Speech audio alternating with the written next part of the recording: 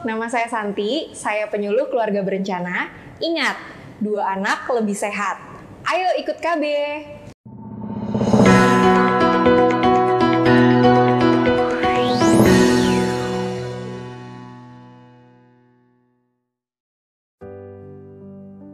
Pagi itu, udara di kantor BKKBN cabang Kabupaten Sukatani agak berbeda. Biasanya, hari Senin penuh dengan aroma kopi sachet dan suara printer error. Tapi hari ini, suasananya lebih riuh karena satu nama yang cukup populer sedang melangkah masuk ke ruang koordinator program. Assalamualaikum, selamat pagi dunia penuh tantangan dan pelayanan KB. Seru Mbak Santi sambil mengangkat tas lempangnya yang penuh gantungan lucu, dari boneka mini, botol hand sanitizer pink, sampai gantungan kunci bertuliskan, anti nikah muda, pro karir dulu. Beberapa staf melirik dan saling berbisik. Itu dia, si duta KB berhijab paling rame se-BKKBN. Waalaikumsalam, Santi, duduk dulu. Ya, ujar Bu Rini, koordinator lapangan yang senantiasa tenang walau printer meledak. Ada penugasan baru buat kamu. Mbak Santi langsung duduk dengan posisi duduk manis, tapi matanya berbinar penasaran. Besok, kamu akan isi sosialisasi program genre di SMA Negeri Kedung Sari. Lanjut Bu Rini sambil menyodorkan map berlogo BKKBN. Seketika, binar di mata Santi berubah menjadi getar. Kedung Sari? Yang itu? Yang terkenal mistis? Tanyanya pelan, seperti membaca mantra. Bukan mistis, Santi. Unik. Sangat ekspresif. Jawab Bu Rini dengan senyum penuh arti. Penyuluh terakhir yang kesana, masih trauma pas lihat anak-anaknya nari TikTok sambil diskusi tentang poligami.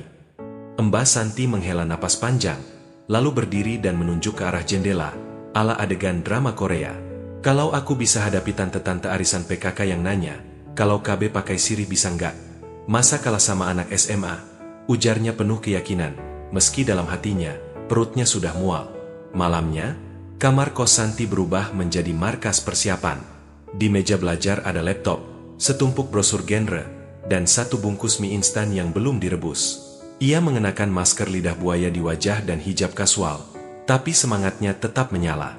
Baik, persiapan presentasi dimulai. Ia colok flash disk ke laptop, lalu membuka file yang bertuliskan genre_Kedung Sari PPTX. Tapi yang muncul malah slideshow penuh adegan dari drama Korea, Crash Landing on You. Ya Allah! Ini kok slidenya malah Oppa Hyun Bin, jeritnya.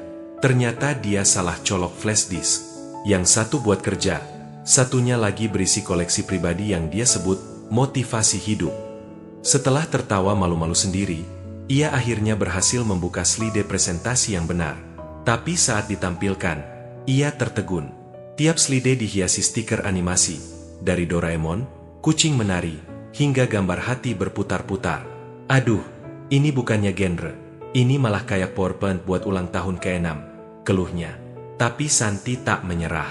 Ia buka Canva, edit ulang presentasinya sambil masak mie instan di kompor portabel dekat jendela. Sesekali, ia menghafal pidato sambil mengaduk mie.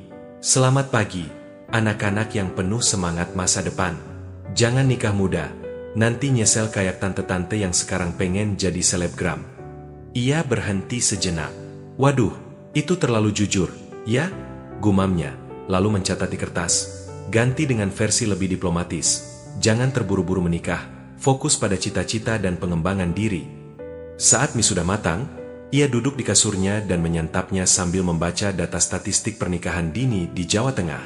Tak lupa, ia menulis catatan motivasi di sticky note yang ditempel di laptopnya.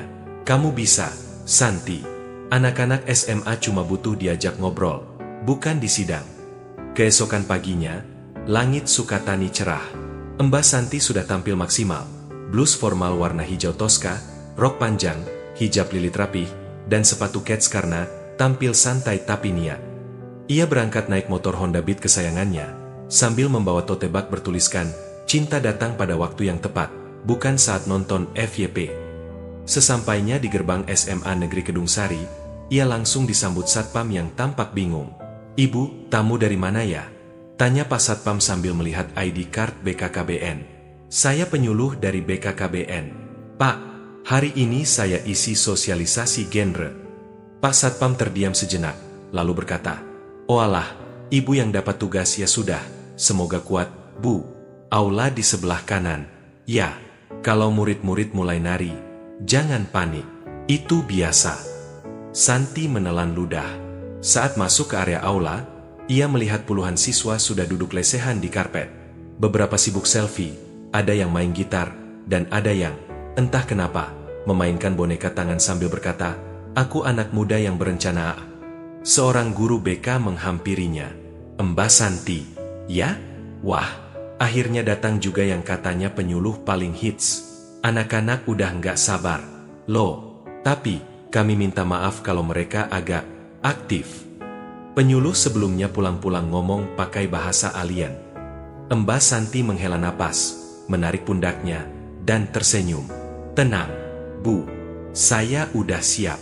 Kalau perlu, saya ikut TikTok juga, asal pesannya nyampe." Beberapa menit kemudian, acara dimulai. Seorang MC dari murid kelas 12 naik ke depan dan membuka acara dengan penuh semangat. "Assalamualaikum teman-teman semua. Hari ini kita kedatangan tamu spesial dari BKKBN, yang katanya sih penyuluh KB paling cantik, fashionable, dan viral. Ini dia Mbak Santi." Mbak Santi nyaris tersedak air mineral. Ia berdiri dan berjalan ke depan dengan langkah percaya diri, meskipun sedikit terpleset karena kabel mic melintang. Beberapa murid tertawa, tapi tidak mengejek, lebih ke gaya, seru nih bunya.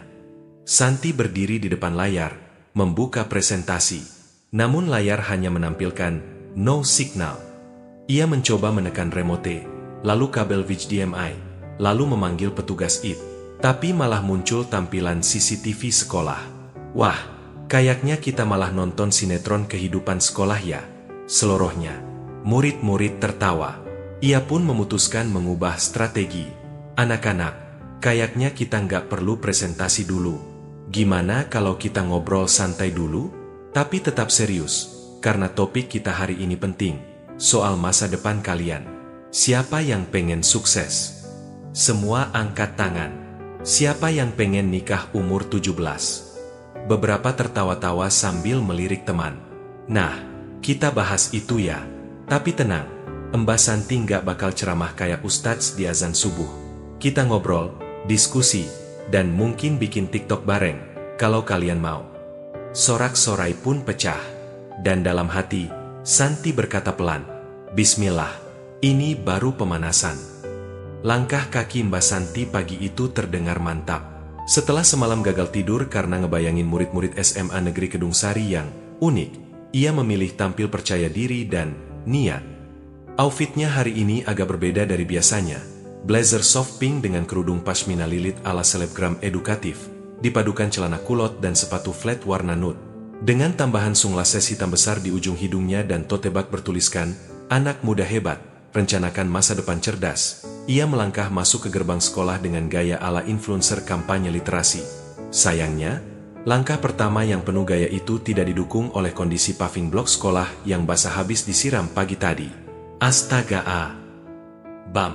Satu kaki terpleset, tangan kanan masih sempat menjaga posisi hijab, tapi lututnya jatuh pas di depan murid-murid yang baru turun dari tangga kelas. Ada yang langsung panik, ada yang menahan tawa sambil merekam diam-diam, dan satu anak berteriak, "Bu, jangan drama banget dong. Kita belum siap secara mental." Santi bangkit, mengusap rok panjangnya, lalu berdiri tegak. "Tenang, anak-anak. Itu bagian dari pembukaan. Namanya, edukasi dengan aksi." Tawa pun pecah. Beberapa menit kemudian, aula sekolah mulai penuh. Murid-murid duduk lesehan di atas karpet biru dengan gaya masing-masing. Ada yang duduk rapi di depan, ada yang selonjoran seperti di angkringan, dan ada pula yang duduk sambil ngunyah keripik secara diam-diam. Di panggung mini aula, MC acara, seorang siswa kelas 12 jurusan IPS, muncul dengan gaya seperti host variety show. "Assalamualaikum, warga Kedung Sari tercinta. Hari ini kita kedatangan tamu super spesial. Katanya nih beliau ini inspiratif, fashionable, edukatif, dan katanya sering masuk FYP TikTok BKKBN. Katanya dengan gaya overacting. Ini dia penyuluh cantik yang tidak hanya menyuluh, tapi juga menyulap edukasi jadi asyik. Mbak Santi." Mbak Santi menahan diri untuk tidak tertawa saat mendengar kata, menyulap edukasi jadi asyik. Tepuk tangan bergemuruh. Beberapa siswa bersorak, tapi mayoritas sorakannya tidak tulus. Mereka antusias bukan karena programnya, tapi karena penasaran sama penyuluh viral ini. Beberapa justru saling bisik-bisik. Genre itu apaan sih? Aplikasi game baru ya? Begitu naik ke panggung kecil itu, Santi mengambil mikrofon, menarik napas, dan berkata, "Assalamualaikum warahmatullahi wabarakatuh. Selamat pagi, anak-anak muda penuh cita-cita." "Waalaikumsalam," jawab sebagian murid, tapi lainnya malah sibuk buka-buka HP atau ngecek follower baru di Instagram. Santi tetap tenang, tapi baru 3 kalimat bicara, tiba-tiba suara mic mendadak berubah. Bunyi feedback keras memekakan telinga. Santi kaget, murid-murid panik. Seorang guru buru-buru mencabut kabel mic sambil minta maaf. "Aduh, maaf ya, Bu. Mic-nya emang suka modi," kata guru tersebut. "Gak apa-apa, Bu. Mic aja kadang suka bingung harus ngomong apa, apalagi kita ya," jawab Santi santai. Murid-murid tertawa lagi. Tanpa menyerah, Santi memilih improvisasi. "Gak apa-apa deh, gak pakai mic. Kalau kalian bisa teriak pas nonton konser di YouTube, masa suara Mbak gak kedengeran?" Seorang murid langsung nyeletuk, "Tapi konsernya kan live, Mbak. Ini MAH presentasi." Santi membalas, "Siapa bilang ini cuma presentasi? Ini konser masa depan. Hari ini kita bahas topik yang mungkin kalian anggap berat. Soal rencana hidup, pacaran, pernikahan muda, dan cita-cita. Tapi tenang, semua kita bahas santai. Gak ada yang dihakimi, tapi tetap ada yang harus dipahami." Sorak kecil kembali terdengar. Beberapa siswa mulai memperhatikan. Tapi, seperti biasa, 1-2 tangan mulai terangkat. Seorang cowok berambut belah tengah dari bangku belakang bertanya, "Mbak, jujur ya, kalau kita udah cocok banget, udah saling percaya, terus pacaran terus, itu dosa gak sih?" Beberapa murid langsung berseru, "Woi, pertanyaannya dalam." Santi tersenyum. Ia tahu ini jebakan. Tapi jebakan inilah yang seringkali menjadi pintu masuk untuk diskusi serius. "Pertanyaan bagus. Pertanyaan kamu tuh, seperti pertanyaan level akhir dalam ujian kehidupan," katanya sambil berjalan mendekat ke arah si penanya. "Tapi gini ya, cocok, saling percaya, itu bagus. Tapi kalau dua-duanya belum siap secara mental, fisik, finansial, dan masa depan masih belum jelas, pacaran bisa jadi jebakan." "Jebakan Batman?" sahut siswa lain. "Bukan, ini jebakan masa depan suram," jawab Santi cepat. "Bayangin kalau kalian nikah muda cuma karena udah cocok. Terus, ternyata belum siap ekonomi, belum selesai sekolah, terus kerja serabutan. Akhirnya, banyak pasangan muda yang stres, saling menyalahkan, bahkan berujung pisah." "Loh, jadi gak boleh pacaran?" celetuk siswi lain sambil mengernyitkan dahi. "Bukan begitu juga," kata Santi sambil menunjuk ke arah layar yang masih menampilkan pesan no signal.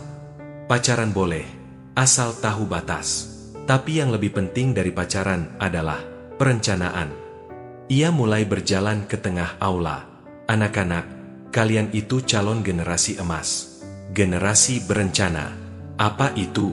Generasi yang merencanakan hidupnya sejak sekarang, supaya nanti gak tersesat di jalan karena keputusan impulsif." Setelah 15 menit interaktif tanpa slide presentasi, suasana aula berubah. Murid-murid mulai mendengarkan. Beberapa sudah menyimpan HP. Bahkan yang tadi main TikTok, sekarang malah merekam Santi dan menulis caption, "Keren juga Bunya, lucu tapi ngena." Lalu, Santi melempar satu pertanyaan balik. "Coba, siapa yang pernah ngerasa galau karena ditinggal pas lagi sayang-sayangnya?" Langsung satu ruangan mendadak ribut. Teriakan, "Gue. Gue juga, Mbak. Dan sakitnya tuh di sini," menggema. Nah, itu kenapa penting punya rencana. Bukan cuma rencana soal sekolah atau karir, tapi juga rencana soal hati. Ia kemudian mulai mengajak siswa berpikir, kenapa penting menyelesaikan sekolah dulu? Apa dampaknya menikah muda? Apa yang bisa dilakukan untuk tetap dekat dengan pasangan tapi tetap bertanggung jawab? Santi menggunakan analogi kocak. Kalau kalian suka sama seseorang, pikirkan, orang ini bakal bantu aku sukses atau justru ngajak aku bolos terus? Kalau ngajak bolos, itu bukan cinta, itu sabotase pendidikan. Tiba-tiba, salah satu siswa perempuan, berhijab, berkacamata, duduk paling belakang, angkat tangan. Mbak, saya punya kakak yang nikah umur 18. Sekarang udah punya 2 anak, dan hidupnya berat banget. Dia suka nangis kalau lihat saya sekolah. Jadi, saya takut kalau nanti saya juga ngalamin hal yang sama. Suasana ruangan langsung hening. Santi menghampiri gadis itu, lalu bicara dengan lembut. Kamu hebat karena berani cerita. Dan kamu lebih hebat lagi kalau kamu belajar dari cerita kakakmu, bukan mengulangi. Dan kamu gak sendirian. Di luar sana banyak anak muda yang sedang berjuang. Tapi kalau kalian tahu arah yang benar, kalian bisa jadi generasi yang gak cuma pintar, tapi juga kuat secara mental. Tepuk tangan spontan pun terdengar. Bahkan beberapa guru tampak terharu. Waktu terus berjalan. Gangguan teknis yang di awal membuat stres kini sudah dilupakan. Sosialisasi berubah jadi sesi diskusi yang jujur, interaktif, dan penuh tawa. Di penghujung sesi, Santi berkata, "Oke, satu pertanyaan terakhir. Yang bisa jawab dapat hadiah dari Mbak Santi berupa stiker lucu dan 1 buku catatan genre." Semua langsung antusias. Pertanyaannya, apa arti dari generasi berencana menurut kalian? Seorang siswa menjawab, generasi yang mikir dulu sebelum ngelakuin sesuatu. Yang lain menjawab, generasi yang gak buru-buru nikah cuma karena FOMO. Santi tertawa. Itu versi Gen Z banget, tapi bagus. Acara ditutup dengan tepuk tangan. MC naik kembali ke atas panggung. Terima kasih banyak, Mbak Santi. Kita semua baru kali ini ngerasa penyuluhan KB itu kayak nonton stand up komedi. Tapi habis itu jadi mikir. Makasih ya, Mbak. Santi tersenyum, lalu melambaikan tangan. Dalam hati, ia merasa ini bukan hanya sekadar tugas. Ini misi. Dan ia baru saja menyelesaikan satu bagian penting dari misi itu. Membuat anak muda berpikir ulang tentang masa depan mereka. Next stop, gumamnya. Mungkin pondok pesantren. Atau sekolah seni. Ia pun beranjak dari panggung, menuruni tangga kecil dengan pelan. Dan kali ini, tidak terpeleset. Setelah sesi pembukaan yang penuh tepuk tangan, candaan, dan pertanyaan absurd, suasana di aula SMA Negeri Kedung Sari berubah. Awalnya sekadar penasaran, kini banyak dari siswa benar-benar tertarik dengan apa yang dibawakan Mbak Santi. Bahkan guru-guru di pinggir aula mulai bisik-bisik. Aneh ya, biasanya anak-anak ngeluh disuruh duduk lama, ini malah gak ada yang mau ke kantin. Santi mengambil nafas sebentar. Ia memandangi wajah-wajah muda yang duduk bersila di depannya. Baik, sekarang kita masuk ke sesi yang rada serius, tapi tetap asyik, insya Allah. Beberapa siswa langsung merapatkan duduknya. Yang tadi rebahan pun mulai tegak, penasaran. Siapa yang di sini pernah kepikiran pengen nikah muda? Tanya Santi sambil menaikkan alis. Beberapa tangan terangkat malu-malu. Sisanya menoleh ke kanan kiri, nunggu siapa yang duluan angkat tangan. Lalu satu siswa laki-laki, kurus dengan rambut acak-acakan, berdiri sok percaya diri. Saya sih gak pengen nikah muda, Mbak. Tapi orang tua saya suka nonton sinetron yang pasangan nikah muda terus sukses. Jadi mereka suka bilang, tuh, lihat, bisa kok. Tawa pun pecah. Tapi Mbak Santi langsung menanggapi dengan senyum bijak. Yap, di sinetron, nikah muda sukses. Tapi di kenyataan, nikah muda seringkali bukan akhir yang bahagia. Bahkan jadi awal dari perjuangan yang lebih berat. Apalagi kalau belum siap. Ia melangkah ke depan, berdiri di tengah aula seperti seorang motivator kawakan. Anak-anak, Mbak Santi gak bilang nikah muda itu selalu buruk. Tapi banyak banget risikonya. Bayangin aja, kalian umur 17, baru mau lulus sekolah. Tapi harus urus rumah tangga, kerja, mungkin juga punya anak. Kalian siap? Beberapa siswa langsung geleng-geleng. Satu cewek nyeletuk, Mbak, saya ganti popok bayi aja jijik, apalagi tiap hari. Nah, itu dia yang mau Mbak bahas hari ini. Biar lebih seru, kita bikin simulasi. Yuk. Simulasi, jadi orang tua di umur 17. Mbak Santi mengeluarkan 2 boneka bayi dari tote bagnya. Ini bukan oleh-oleh dari cucian kering. Ini peraga.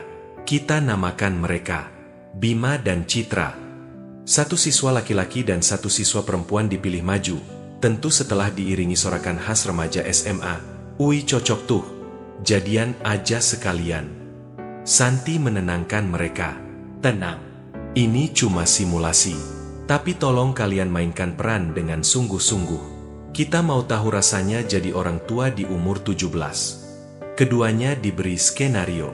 Mereka sudah menikah muda karena cinta. Baru punya anak 1 bulan yang lalu. Masih sekolah. Belum kerja tetap. Tinggal di rumah kontrakan. Masalah pertama, bayinya nangis karena kehabisan popok. Uang kalian tinggal 20.000. Mau beli popok atau beli nasi bungkus buat makan? Tanya Santi. Dua-duanya, Mbak. Jawab siswa laki-laki cepat. Gak bisa. Uangnya cuma cukup buat salah satu, ujar Santi. Siswa cewek angkat tangan. Saya makan nasi bungkus. Suami saya pakai kaos bekas buat popok darurat. Tawa riuh meledak. Masalah kedua, lanjut Santi. Besok ada ujian fisika, tapi bayinya demam. Gimana caranya belajar sambil ngurus bayi? Keduanya tampak bingung. Murid-murid mulai ikut berpikir keras. Kalau nitip ke mama? Tanya salah satu siswa dari belakang. Masalahnya, mama kalian marah karena kalian nikah tanpa restu. Jawab Santi cepat. Lagi-lagi ruangan gemuruh oleh tawa dan ekspresi. Duh gila juga ya. Simulasi dilanjutkan beberapa menit. Saat selesai, Mbak Santi memberi tepuk tangan dan berkata, gimana rasanya jadi orang tua umur 17? Kedua pemain menjawab kompak. Capek, ribet, dan stres. Santi tersenyum lebar. Nah, itu baru simulasi 10 menit. Bayangin kalau harus dijalani bertahun-tahun. Saat simulasi usai dan diskusi dibuka kembali, seorang siswa mengangkat tangan pelan. Namanya Rizky, ketua OSIS, tampak pintar, rapi, dan sopan. Boleh curhat gak, Mbak? Tanyanya. Boleh banget. Ki, silakan. Rizky berdiri, menatap ke depan. Saya itu sekarang kelas 12. Ranking saya bagus, dan saya udah keterima di universitas negeri lewat jalur SNBP. Tapi orang tua saya diam-diam udah menjodohkan saya dengan anak temannya. Ruangan langsung hening. Beberapa murid terkejut. Ada yang menatap Rizky dengan simpati. Mereka bilang, daripada kamu pacaran sembarangan, mending dijodohin aja. Toh orangnya baik, sudah kenal sejak kecil. Tapi, saya belum siap. Saya masih pengen fokus kuliah, kerja dulu, baru nikah. Tapi saya gak berani nolak. Santi mendekat, berdiri di sebelah Rizky. Kamu berani cerita. Itu langkah pertama yang hebat. Sekarang, coba pikir, kamu hidup untuk keputusan siapa? Orang tua, atau dirimu sendiri? Rizky terdiam. Kita wajib hormat sama orang tua, tapi kita juga berhak merancang hidup kita sendiri. Kalau niatmu baik, untuk belajar dulu, kerja dulu, membangun diri dulu, itu bukan durhaka, itu bijak. Tepuk tangan menggema dari murid dan guru. Wajah Rizky terlihat lega. Sebelum acara ditutup, Mbak Santi menampilkan slide terakhir yang akhirnya bisa ditampilkan setelah petugas teknisi berhasil menyambung kabel HDMI dengan susah payah. Slide itu berjudul, Tips Merencanakan Hidup ala Mbak Santi. Tulisan di slidenya berbunyi, 1. Kenali dirimu sendiri, jangan ikut-ikutan. 2. Pacaran itu sah-sah saja, tapi harus sehat dan logis. 3. Rencanakan hidup, pendidikan, karir, baru pernikahan. 4. Jangan buru-buru. Orang sukses itu hasil dari proses, bukan instan kayak mie rebus. 5. Kalau pacaran, harus pakai logika, bukan cuma logistik. Kalau kalian pacaran karena dia sering traktir es teh manis, itu bukan cinta, itu ketagihan gula, ujar Santi dengan gaya serius tapi kocak. Murid-murid ngakak. Kalau kalian pacaran karena dia ganteng, padahal kalian gak pernah ngobrol beneran, itu bukan cinta, itu ketipu filter Instagram. Suasana aula kembali riuh dengan tawa. Tapi di tengah semua kelucuan itu, pesan Mbak Santi berhasil tertanam kuat. Hidup harus direncanakan, bukan dijalani asal jalan. Di ujung sesi, guru BK memberikan komentar penutup. Terima kasih, Mbak Santi. Sungguh hari ini luar biasa. Kami gak pernah lihat anak-anak begitu aktif, apalagi dalam topik yang sering dianggap tabu. Santi tersenyum dan menjawab, edukasi itu bukan soal memberitahu, tapi mengajak berpikir. Anak muda kita cerdas, tinggal kita ajak bicara dengan cara yang pas. Setelah semua siswa kembali ke kelas, Mbak Santi duduk sebentar di bangku aula, meneguk air mineral, dan membuka ponsel. Ada notifikasi dari grup kantor BKKBN. Bu Rini, Santi, gimana tadi di Kedung Sari? Mbak Santi, mission accomplished. Mereka tertawa.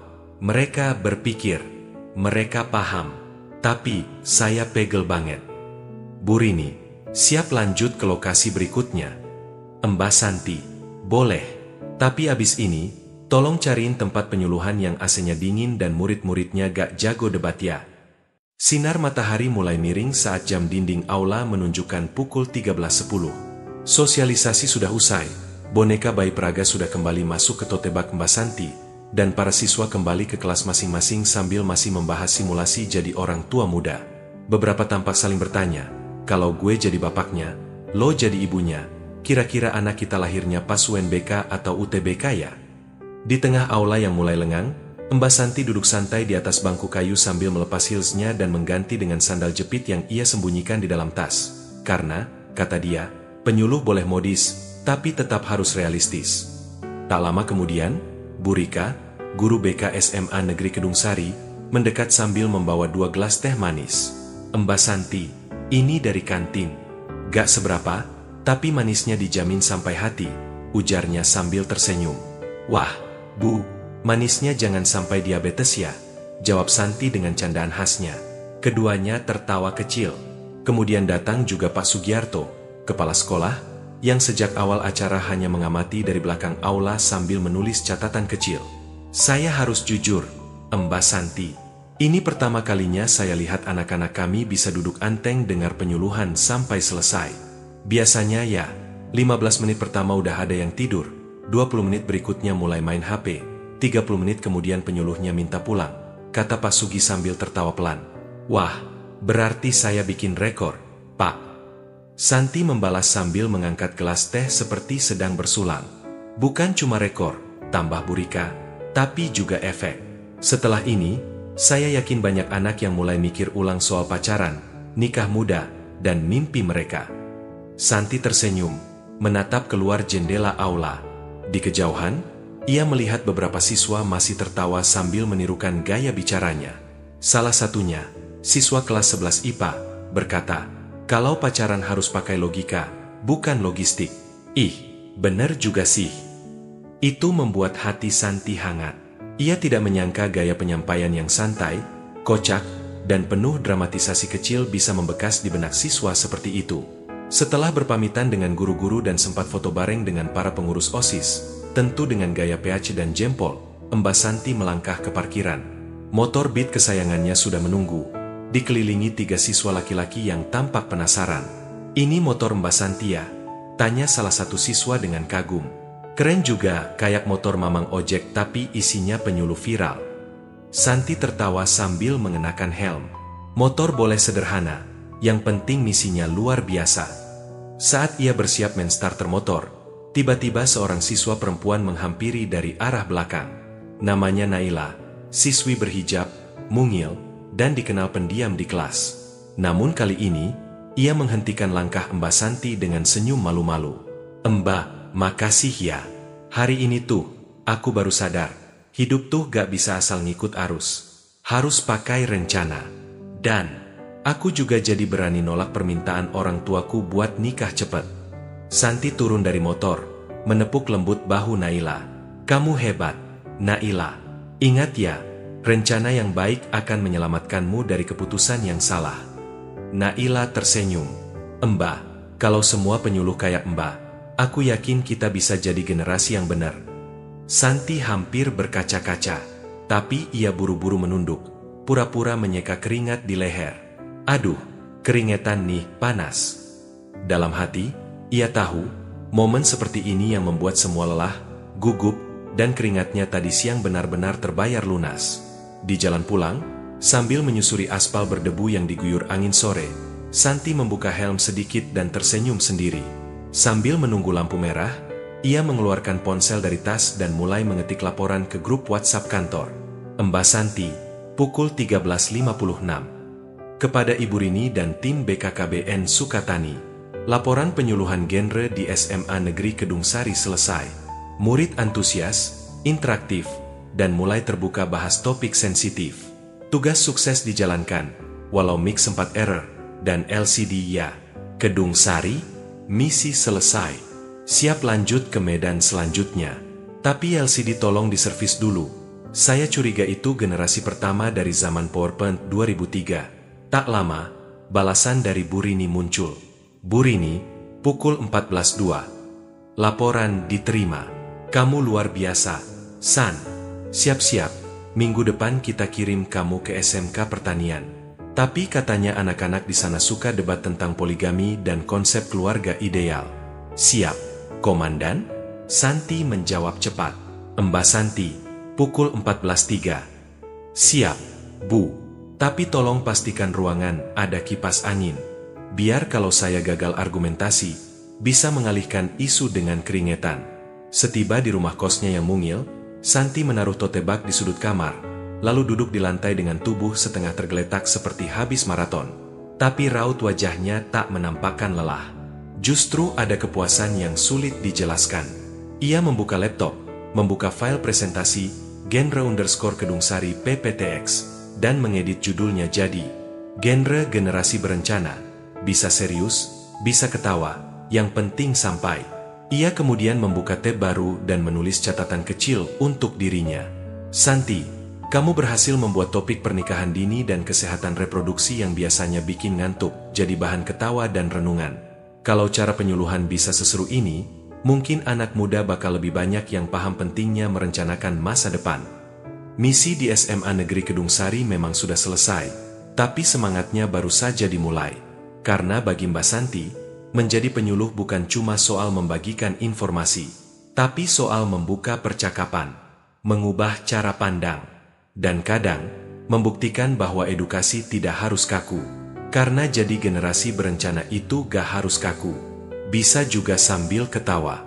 Asal pesannya nyampe, ilmunya nempel, dan hidupnya jadi lebih baik.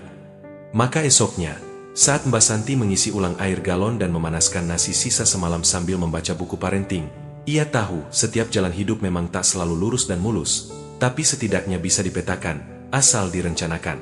Dan kalau bisa direncanakan sambil ketawa, kenapa harus bikin dahi berkerut?